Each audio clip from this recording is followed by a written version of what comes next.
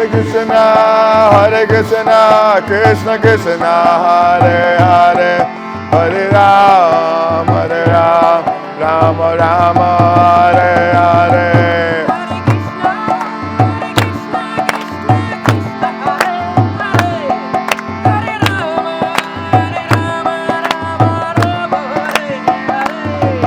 Hare Krishna, Krishna Krishna, Hare Hare, Hare Ram, Rama Rama, Hare.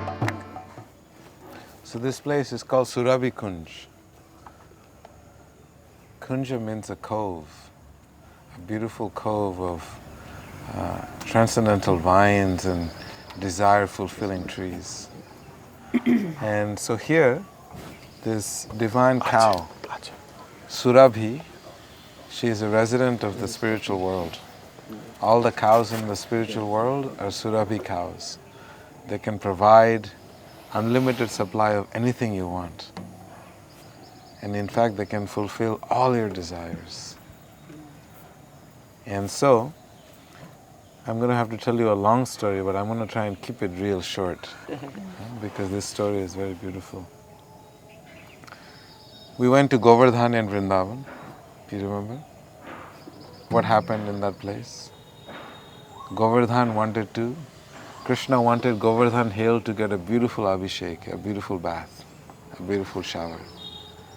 So what does he do?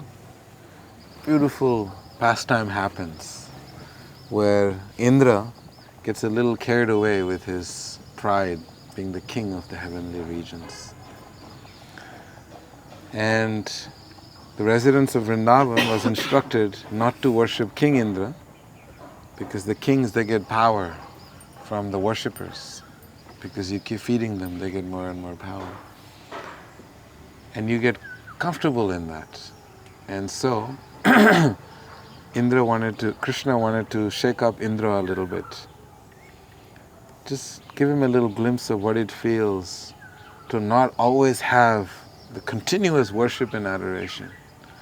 So he instructed the residents of Vrindavan to worship this Giriraj mountain. And Indra's ego was very hurt. He took everything for granted. And for a little while, the residents of Vrindavan were no longer worshipping him for rain, and they were worshipping this beautiful mountain. At that time, Indra was very upset. How dare this little boy do this? He forgot. When you're intoxicated with power, you forget the realities of life. So he forgot what happened. So he sent this Samvartaka clouds. These clouds, they shower rains only when the time of dissolution, where the whole creation will be annihilated. So he called those Samvartaka clouds, and they were pouring rains the size of massive columns all over Vrindavan, and they flooded all over Vrindavan. And for the 7 days, everyone took shelter of Krishna. It's a very deep story, so many different angles. I won't get into it now because I want to come to this place.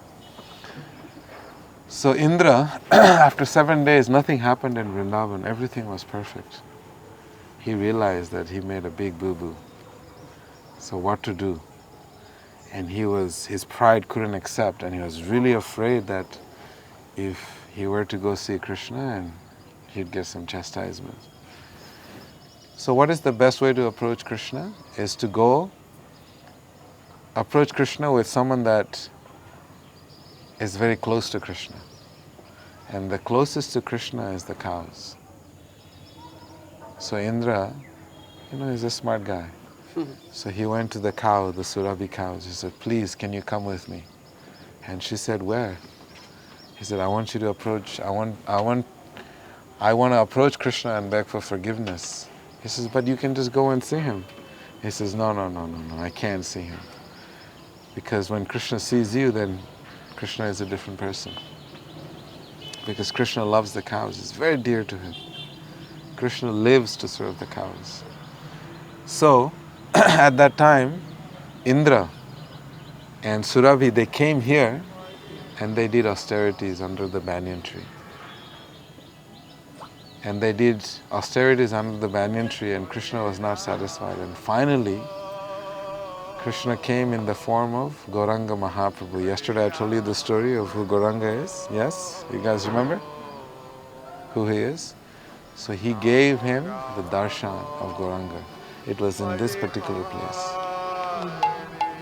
So this is why this place is the place of Kirtan, because they came and for hundreds and thousands of years, they both, Surabhi cow and Indra, they came.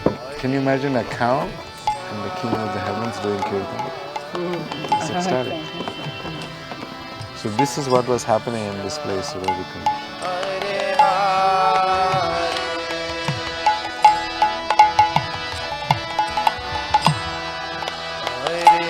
Ram